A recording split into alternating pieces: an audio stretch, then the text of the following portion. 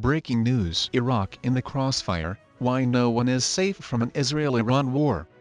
The Israeli Air Force claimed its new F-35s had struck Iranian targets in Syria. Also, Arab press made dubious claims that IAF F-35s had flown over Iran. Now comes reports that Israeli F-35s have struck Iranian targets in Iraq, according to Arab media. Western diplomatic sources allegedly the London-based newspaper The Tel Aviv carried out an airstrike earlier this month against an Iranian rockets depot northeast of Baghdad.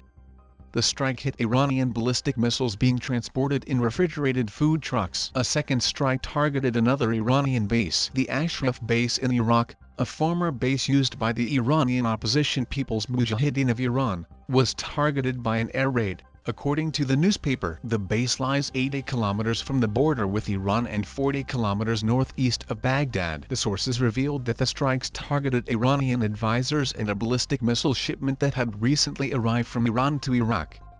Compounding the mystery were initial reports that unidentified drones conducted the strikes. Amos Yadlin, former head of Israeli military intelligence, told U.S. publication Breaking Defense that Israel probably did strike Iranian targets in Iraq. Apparently, Israel is really operating in Iraq, he said. It is sensible that Israel will not claim responsibility for such a strike, as it may complicate things for the U.S. Without referring to the specific strike, I can say that the F-35 is the ideal aircraft for such a strike.